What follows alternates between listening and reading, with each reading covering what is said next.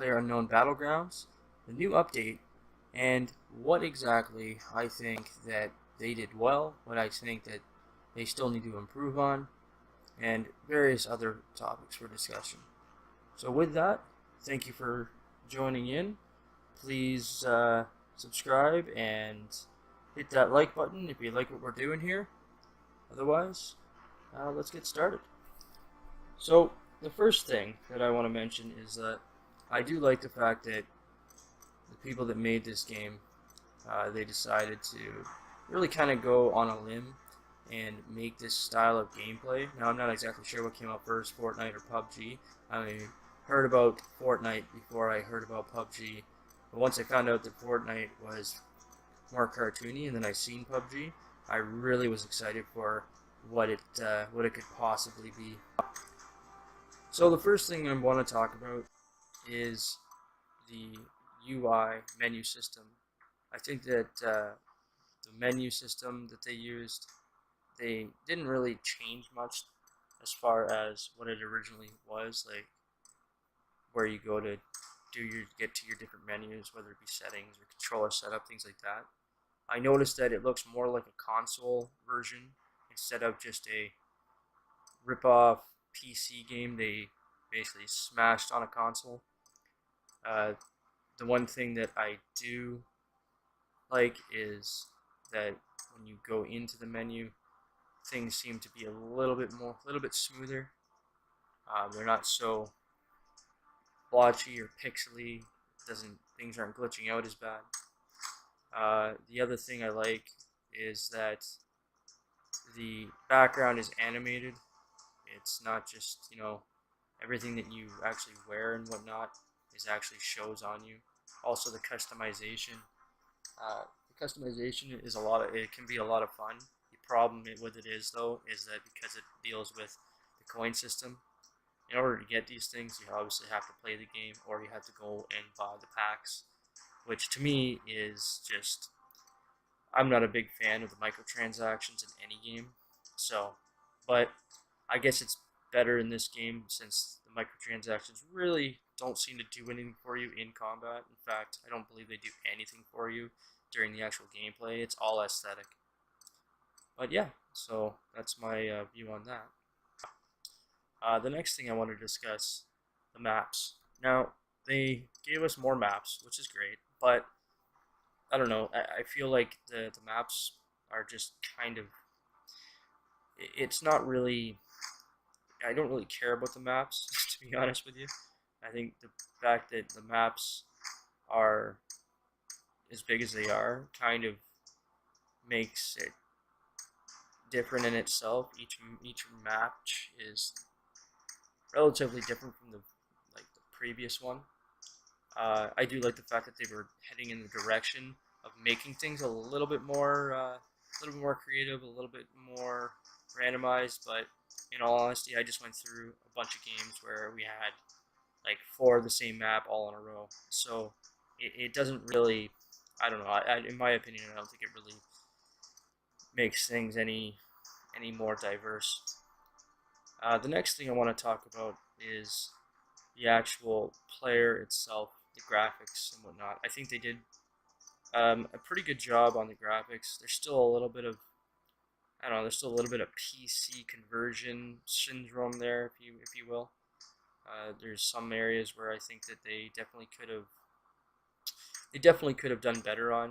I think they're working on it, but they have it out as a full game now, so that means that all the quirks and all the bugs should have been worked out by now, and all they would have to do is patch things as it breaks down. So the fact that it's been out for a year, I mean, it's kind of ridiculous. Although I do understand that it did come from PC, or the actual model itself came from a PC game. But if you're going to release something in full, it shouldn't have any issues as far as graphics wise, or really anything to be honest. The next thing I want to talk about is the combat system, and not necessarily the system. I shouldn't have said system, but the combat itself. I think the combat is fun. I like the way that, especially for how they made the drops. It used to be really, really bad. You drop down into an area, and then you would have to go in and search through buildings like you do now, but you would find more.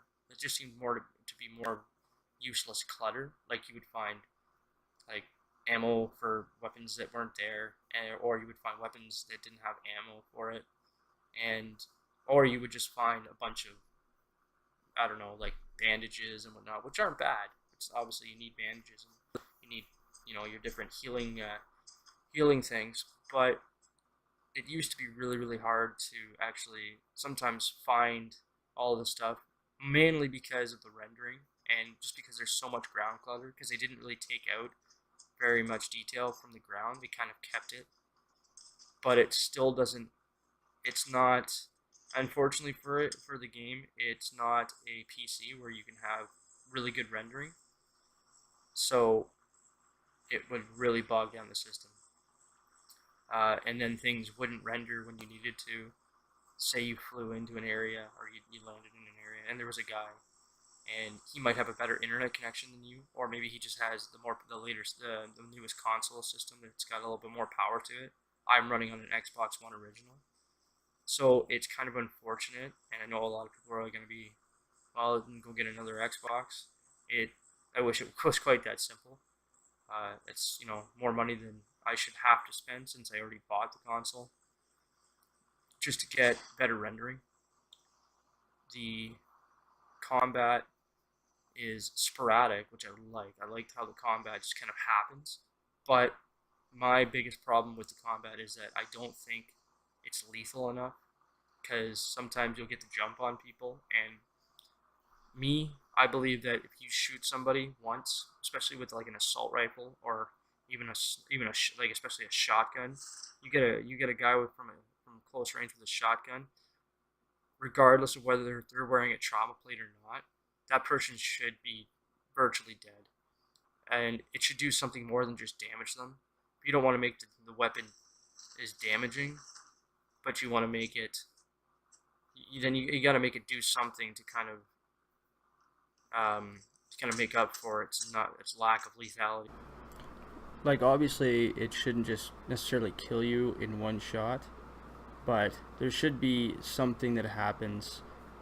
I mean, whether or not you get knocked to the ground or you get stunned or something, I feel that somehow there should be some sort of physical interaction between you being hit and not just the damage, but the weight of that shot actually hitting your body. Now, obviously, that requires some sort of a physics engine. Now, I don't know exactly what they use for the physics engine in this game, but if you don't want to use a physics engine that allows you to utilize something like that, then it should do something other than just damage you. You don't just get shot and you're hurt. You are bleeding. You're dying until you get that bullet out and get patched up. Now, I'm not saying that you should have to have some sort of a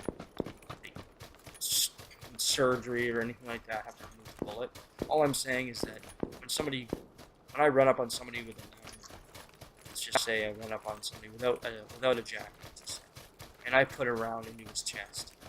That round is going through his body or into his body, and it's tearing into different organs, tearing through flesh and skin, and there shouldn't just be a damage, because that bullet causes trauma, and through that hole that the bullet enters into your body, that point bleeds, and if you don't have blood in your body, you die. You bleed out. You go into shock. There's all sorts of things that happen. Now, obviously, incorporating a system like that would be very taxing, and it would be, more than likely a very large, very large, I guess, update to put in. But instead of just doing damage to you, it should do something a bit more to make the weapons kind of stand out. I mean, each weapon, virtually all the ARs are the same. Now, they have different accuracies and whatnot, but most of those can be kind of mitigated to almost even with every other weapon by putting attachments on and whatnot.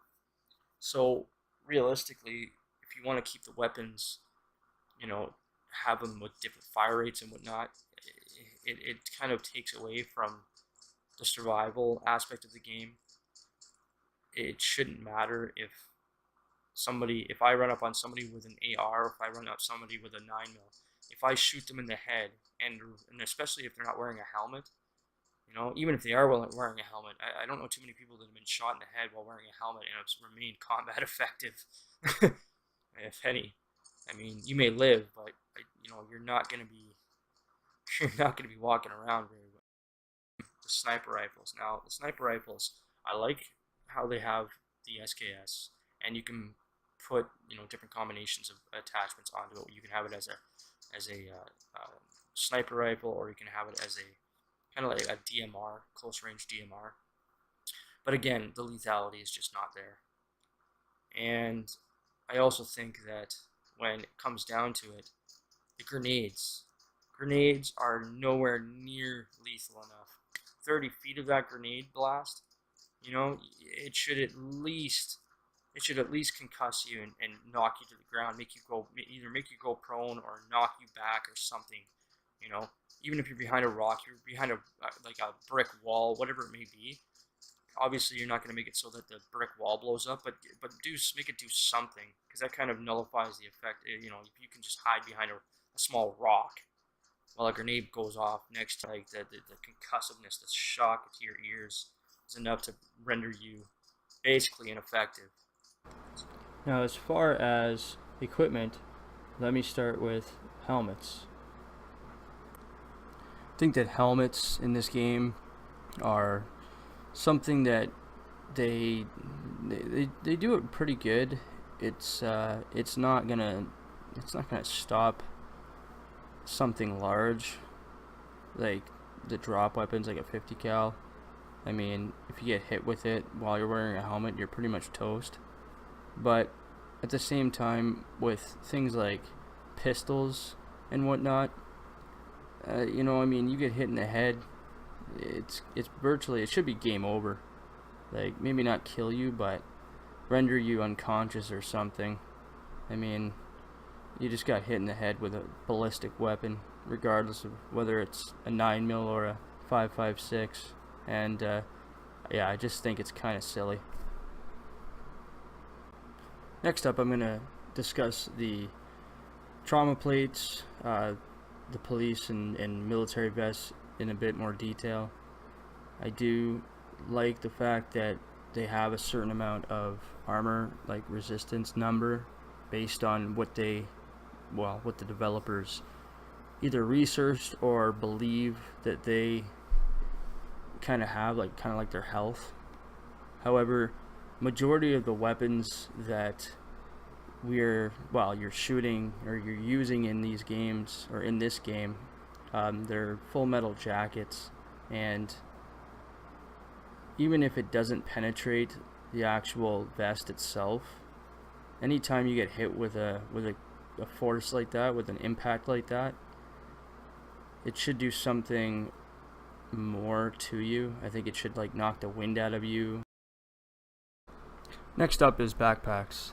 I think they did a really good job with the backpacks. It's one of the main things that you really need backpacks in order to carry anything, and I don't think they really need any more carrying capacity. I think they work pretty well with what they have. It's probably one of the best things that they did as far as the realism involved. So yeah, I'm pretty happy with the backpacks. It's just too bad there couldn't be more than just a few types of them. But that's really all I have on them. Well, thanks a lot, guys. I enjoyed making this video. It was a lot of fun. I hope you guys enjoyed watching it. And just want to give a shout out to my boy Boston, who was more than willing to be in this video and make it that much more special. So thanks. With that said, this is M from M&U Gamer Review. Thank you and have a nice day.